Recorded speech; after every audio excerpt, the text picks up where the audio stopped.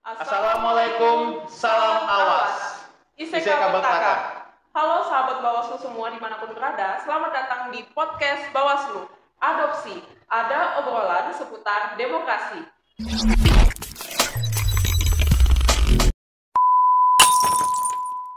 Ya, senang sekali rasanya bisa tampil di hadapan sahabat Bawaslu semua dalam tayangan perdana podcast Bawaslu kali ini. Bersama saya Danu dan saya Khadijah. Podcast Bawaslu merupakan salah satu media Bawaslu Kabupaten Penajam Pasir Utara yang akan menyajikan berbagai obrolan seputar kepemiluan yang isinya menyajikan berbagai informasi dan juga edukasi kepada masyarakat semua melalui akun YouTube Bawaslu Kabupaten Penajam Pasir Utara. Ya, untuk lebih lanjutnya kita langsung bahas bersama pimpinan Bawaslu Kabupaten Penajam Pasir Utara. Mulai yang di tengah dulu saya akan perkenalkan. Ada Bapak Edwin Irawan selaku Ketua Bawaslu. Di sebelah sana ada Bapak Daud dan sebelah sini ada Bapak Kojin. Untuk tayangan perdana kali ini, kita akan menyampaikan kepada teman-teman dan sahabat Bawaslu semua, kenapa sih kok bisa ada podcast Bawaslu Kabupaten Penajam Pasir Utara dan akan mengulas tentang apa saja? Langsung saja kita tanyakan kepada Bapak Edwin Irawan. Ya, terima kasih. Host kita yang cantik dan ganteng ini, Mas Danu dan Mbak Dija. Ya, saya senang sekali ya. Ini podcast perdana kita, podcast yang memang sudah lama memang kita mau ini kita hadirkan karena mengingat era digital, era platform digital ini sangat cepat sehingga mau tidak mau kita harus kejar, karena kalau kita tidak kejar tentu kita akan tertinggal. Memang berangkat dari hadirnya podcast ini, saya berserta para pimpinan memang melihat ada peluang di YouTube ini untuk agar Bawaslu PPU khususnya dan juga secara umum Bawaslu se-Indonesia memberikan siaran edukatif terkait pemiluan maupun juga pilkada, sehingga dari hadirnya podcast ini kami banyak berharap informasi yang informatif terkait dengan kepemiluan juga bisa didengar oleh seluruh lapisan masyarakat, karena kita tahu podcast ini lagi booming. Jadi kenapa tidak kita tidak ikut, karena kalau misalkan itu bagus kenapa tidak kita tidak ikuti kan. Jadi memang gambaran besarnya sih seperti itu, cuma nanti mungkin ada Pak Kozin selaku Korbit Kehumasan juga nanti yang akan memberikan gambaran bagaimana sih kehumasan di Bawaslu PPU ini sendiri dengan hadirnya podcast ini. Baik. Oke, menyambung tadi perkataan Bapak Edwin Irawan, kita langsung saja ke Bapak Kojin. Bagaimana pandangan tentang podcast ini, Pak, dari segi kehumasan di kelembagaan Bawaslu sendiri? Baik, terima kasih Mas Danu ya sebagai CO, sebagai host dan ditemani oleh Khadijah.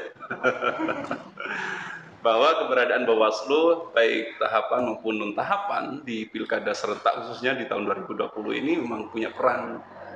Ada peran masing-masing. Yang punya tahapan otomatis secara totalitas mengawal dan mengawasi proses dari tahapan-tahapan pelaksanaan pilkada serentak tahun 2020. Akan tapi di Bawaslu Kabupaten Penajam Pasir Utara, meskipun salah satu kabupaten yang tidak ada tahapan di pilkada serentak tahun 2020, kehumasan ini mempunyai kewajiban untuk menyampaikan pendidikan politik yang bersifat edukatif untuk senantiasa disosialisasikan kepada masyarakat, kepada publik. Kita tahu bahwa era digital saat ini tidak terpaku pada pendidikan yang dilakukan secara langsung atau tatap muka, kan tapi kita kan sudah bergaining di dunia digital, maka otomatis kita juga harus siap. Bawaslu Kabupaten Penajam Pasir Utara siap menyambut perkembangan kekinian, menyambut era digital tersebut. Jadi sahabat Bawaslu Kabupaten Penajam Pasir Utara itu sudah siap untuk menyambut era kekinian. Sangat siap. Karena kita tahu bahwa kita perlu melakukan upgrading terus terkait dengan keberadaan eksistensi dari dunia digital yang saat ini sudah dialami oleh masyarakat secara umum. Begitu kira-kira. sahabat Bawaslu, menyambung dari apa yang sudah disampaikan oleh Bapak di bagian kehumasan, langsung saja kita lanjutkan kepada Bapak Daud Yusuf selaku Koordinator Bidang Sumber Daya Manusia Organisasi Data dan Informasi yang juga akan menyampaikan dari sisi informasi-informasi seputar kelembagaan Bawaslu itu sendiri. Silakan Bapak Daud. Terima kasih host kita Mas Danu dengan Mbak Fatia. Ya, secara yang seperti yang disampaikan tadi dari pimpinan sebelumnya, kita ketahui bahwasannya kita memang salah satu dari 10 kabupaten kota yang ada di Kalimantan Timur, satu-satunya yang tidak ada tahapan pilkada. Tapi dengan tidak ada tahapan pilkada, tetap kita melaksanakan kegiatan-kegiatan, ya tadi yang sudah disampaikan berupa kehumasan, dan juga sebenarnya sebagai peningkatan daripada SDM kita ya di di Bawaslu.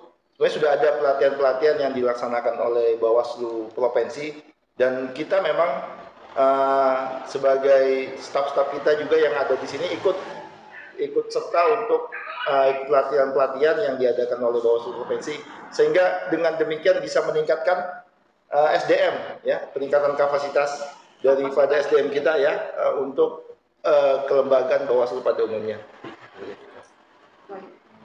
Oke, berarti ini ya. Banyak masyarakat menganggap bahwasanya Bawaslu kalau tidak ada tahapan, ya kan tidak kerja begitu. Nah, mungkin dengan ini adalah salah satu bukti ya. Menjawab pertanyaan dari sahabat-sahabat Bawaslu semua, bahwasanya fungsi daripada lembaga pengawasan pemilihan umum atau pemilihan kepala daerah itu bukan hanya berjalan pada saat tahapan, tetapi juga salah satu fungsi utama adalah menyampaikan edukasi kepada masyarakat semua terkait kepemiluan. Kan kita sama-sama sadar ya kalau PR kita soal kepemiluan hari itu nggak sedikit begitu, masih banyak misalkan masalah seperti itu. Iya, memang gini ya. Tadi menyambung dari 10 kabupaten kota memang hanya PPU yang tidak melakukan proses pemilihan kepala daerah. Cuman perlu digarisbawahi, dengan Bawaslu PPU ini tidak melakukan pengawasan dalam hal ini pemilihan kepala daerah, kita tetap mempunyai tugas utama dalam hal memberikan edukasi terkait penyiaran kepengawasan pada masyarakat. Caranya ya salah satunya dengan acara yang ada di sini, sehingga kita menepis anggapan orang dari luar bahwasanya kita ini loh tidak ada pilkada tidak bekerja. Bukan seperti itu. Kita malah mempunyai PR yang memang ini kerjaan kita sama-sama untuk memberikan hal-hal yang bersifat edukatif kepada masyarakat. Ya, artinya edukasi kepada masyarakat itu tidak terhenti pada saat ada tahapan atau tidak ada tahapan. Jadi walaupun tidak ada tahapan seperti saat ini, tetap kita sampaikan loh apa saja yang menjadi informasi-informasi tentang kepemiluan itu kita sampaikan kepada masyarakat. Karena memang yang perlu dibangun pertama dari awal sebagai penyelenggara pemilu, salah satunya adalah Bawaslu, kita membangun trust ya. Dimana kadang-kadang saat ini masyarakat antipati. Padahal contoh kasus, misalkan kita non tahapan, tapi ada DPT berkelanjutan yang harus senantiasa diupdate karena sifatnya namanya daftar pemilu itu sangat dinamis dan setiap saat akan ada perubahan-perubahan.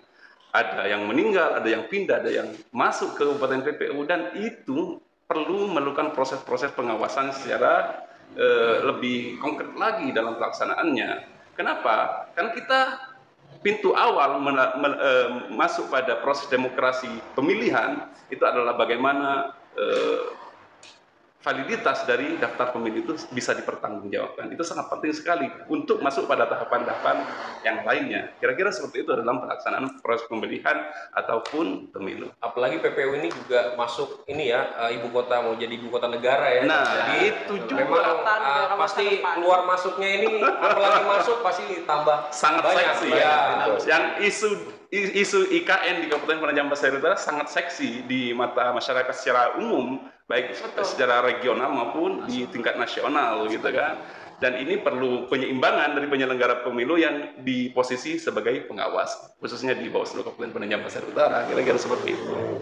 Jadi edukasi mulai saat ini sampai nanti pada pelaksanaan tahapan pemilihan itu memang perlu senantiasa dilakukan. Terutama yang kedua adalah hubungan dan sinergitas antar lembaga, misalkan dengan pihak pemerintah, dengan organisasi kemasyarakatan atau KPO-KP yang ada di Kabupaten Penajam Pasir Utara, maupun dengan lembaga-lembaga lain yang kira-kira bisa mempunyai potensi pada proses pelaksanaan nanti bisa diajak menjadi mitra dari proses pengawasan itu sendiri. Mengingat untuk penyelenggaraan pemilihan itu sendiri bukan hanya soal KPU dan Bawaslu, tetapi juga banyak sekali.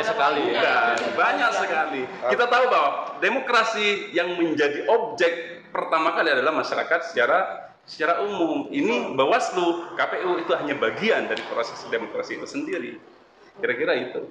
Jadi artinya memang partisipasi masyarakat memang sangat diperlukan ya. Jadi partisipasi sangat diperlukan sehingga untuk menjadi pemilu yang baik ya peningkatan partisipasi masyarakat juga kita sampaikan. Betul sekali. Karena memang DPT berkelanjutan itu kan kita ingin memberikan hak pilihan ya. Jangan sampai ketika pemilu nanti atau pilkada atau bahasanya pemilihan kepala daerah, jangan sampai masyarakat tidak mendapatkan hak pilihnya.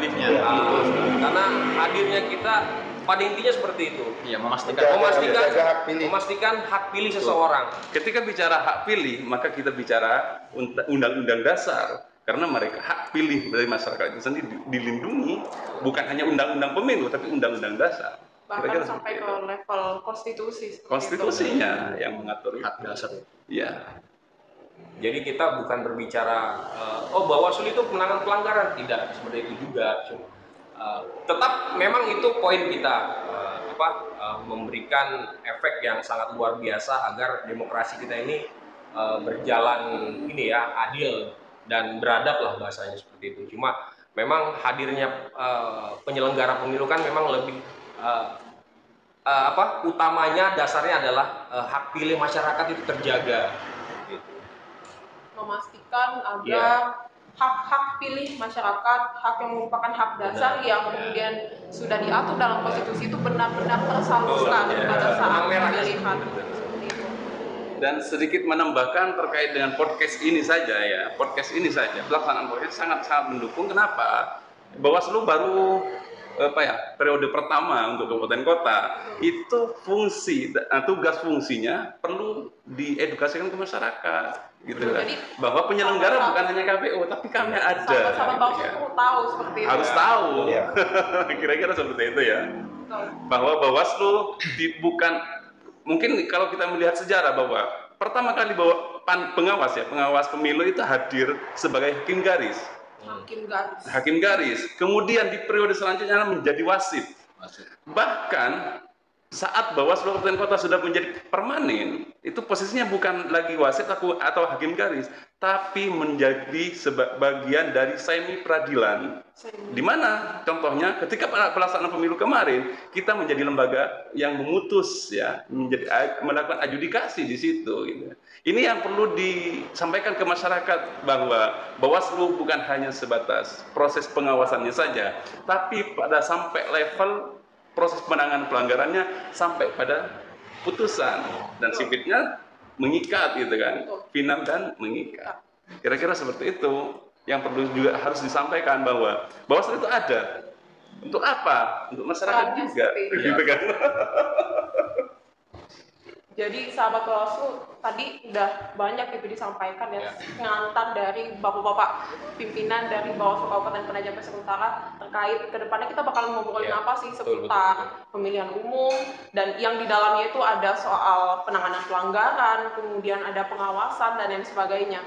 Jadi untuk sebagai penutup pada perjumpaan perdana kita kali ini, saksikan terus pertemuan-pertemuan kita bersama bintang tamu yang luar biasa nantinya yang akan kita hadirkan di podcast adopsi ini. Seperti itu.